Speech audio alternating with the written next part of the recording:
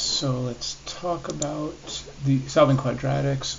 When the value of a is 1, so we have this quadratic up here at the top of the screen, x squared plus 5x minus 36 equals y. And we're going to solve it all three ways, figuring out which is the best way to do it and why. And then why does it matter when a is 1? So knowing which one is what makes a difference, and it will make quadratics much easier. So first off, if we want to factor, there's several techniques, and different places will give you different structures, but I'm going to place 0 here. So if we're solving quadratics, then y must be 0, right? So y is equal to 0 if we're solving, because we should have a solution with ordered pairs on the x-axis where the value of y is 0. So how do I factor it? Well, there's something called, there's this x game strategy, and I'll kind of put it down at the bottom. This is an x game strategy. It's just for helping you find factors if this is factorable. And so on top we do a times c, which is negative 36, and then b, the value of b, which is 5. So this diagram, this little setup, allows us to find the factors. Now, what that simply means is two numbers that will multiply to this third term that add up to this second term. And so factoring is going to show up in this format where I have these two parentheses with some term outside. In this situation, I know what the value of a is because a is 1. And a is 1 because a is the coefficient of the term of x squared. So everything is kind of in this format, ax squared plus bx plus c equals y. So it's in standard form for kind of thinking about it. So when I look at factoring, I'm always starting in standard form. And so now I want factors of negative 36 that add up to 5. And so we can list the factors of 36. So I know we want negative 36, but we can just think of what are the factors of 36 first. 2 times 18, 3 times 12, 4 times 9, and 6 times 6. Now, I want them to add up, right? So I need them to sum to a positive 5. So since they are negative, the product, one of the numbers has to be negative. Their sum is positive, so the smaller number must be negative. So now which of these have a sum of 5? This one checks out. So I can just go right up here and I can say x minus 4 and x plus 9 equals 0. And since a was 1, I don't really need to do anything out front with this a value. Here is my values. I can just plug the factors right into the binomials, and pretty much we're done. We're factored. But that is not the solutions. The solutions are, what do I have to plug in, right? So I have, imagine this is an area model. I have to multiply x minus 4 by x plus 9. So I need to plug in some number to each of these spots, right? So that when I multiply them, they equal 0. So if I plugged in 4 here and 4 here, this one would be 0, right? It doesn't matter what this one is. It could be 13, which it would be, but the product of those would be 0. And then if I plugged in negative 9 here, negative 9 here, right? Negative 9 here, this one would be 0, but this one would be, say, negative 13, but the product would still be 0. So the way you can figure out how to do this very quickly is just set each of the binomials equal to 0 and figure out what number goes in. So I add 4 to both sides. I get x equals 4, and I subtract 9 from both sides. And I get x equals negative 9. Those would be my solutions. And what that simply means is that on my graph, I have a solution at 1, 2, 3, 4. And at 1, 2, 3, 4, 5, 6, 7, 8, 9, way over here. And that my parabola goes through those 2 points. Now, can I figure out more information? I absolutely can. But right now, we are not going to do that. What we are going to do is now look at trying to figure out the solution. Do we get 4, negative 9 if we try completing the square? So completing the square is a tricky process, but I just want to show you that all three techniques will get you the same solutions, but they'll give you slightly varying ways to do it. So I'm going to do the same thing I did before. We're going to plug in 0 since we're trying to solve it.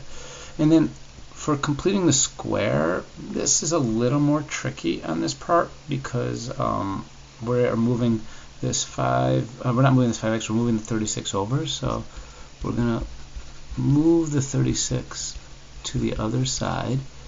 So it's not set equal to 0, but we're going to leave a blank here.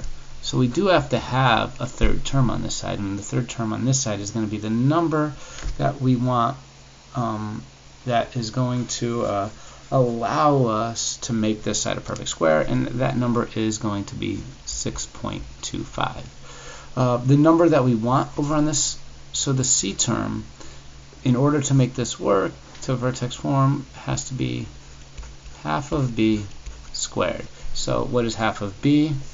Right? So b divided by 2 squared, and b is 5. So 5 divided by 2 squared. So 2.5 times 2.5 would be 6.25.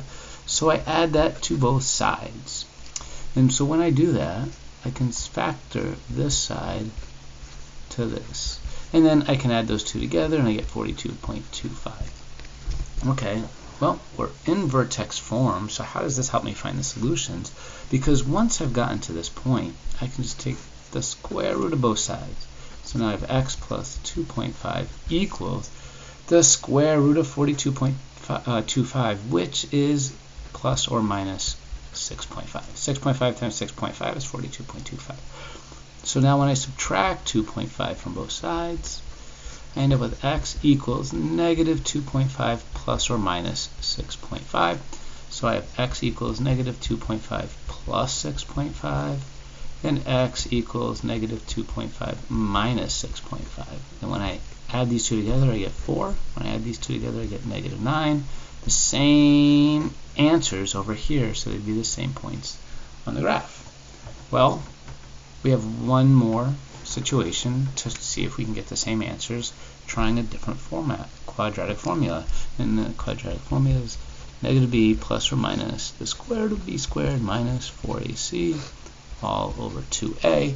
And so when I go to the same problem, x squared plus 5x minus 36 equals 0, I know my a value is 1, my b value is 5, and my c value is negative 36.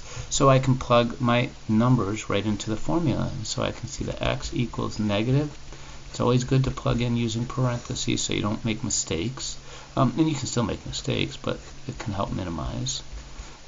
So now I have all over 2 times 1. And now I've just plugged in my a, my b, and my c term to the quadratic formula, and I can simplify. So I end up with negative 5 plus or minus 25. And now I have to multiply 4 times 1 is 4, and 4 times 36, well, it looks like it's going to be 144. Okay? And then I'm dividing that by 2. So this simplifies to negative 5 plus or minus the square root of 169 over 2, which is the same thing as negative 5 plus or minus 13 divided by 2.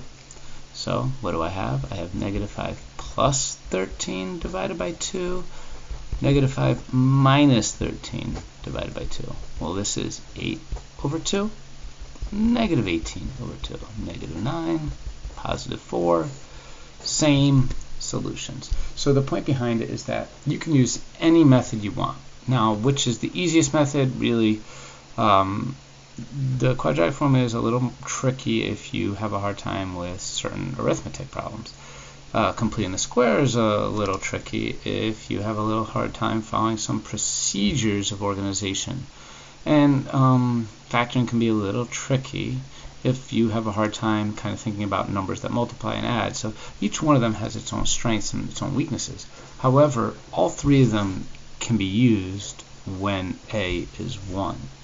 Now, you can use any function when a isn't 1, but when a is 1, this really is you can use anything you want. And in fact, personally, if a is 1, I'm always just going to go ahead and complete the square if a is 1 and b is even.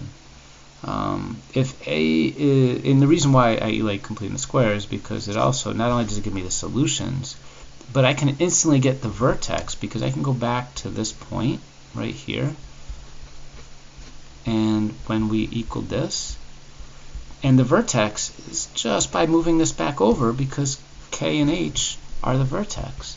So completing the square is really the most useful technique for getting multiple parts of the answer at once. It doesn't give you the y-intercept, but it does give you other characteristics. So when I move that over, I would have x plus 2.5 squared minus 42.25 equals 0. So my vertex would be negative 2.5, negative 42.25. And of course, if you graphed this situation onto a Desmos or some graphing calculator, you would kind of see the same thing. So stay tuned for when a is not 1 and how much more complicated it is. But my recommendation is if you can get completing the square down when a is 1, you can pretty much do everything with quadratics, especially if the b term is an even value. And then of course you can once you have it starting from standard form, you know your y-intercept. So most of the information you need completing the square can provide. However, factors provide some useful information, and so does the quadratic formula. And I would use the quadratic formula pretty much always when a is greater than 1. And I would use factoring when I can look at the number here and just know what the factors are of these two numbers. But because it can get very big with completing the square is just really useful very easily, especially, like I said, if the b value is an even number. Alright, so that is the end of this video.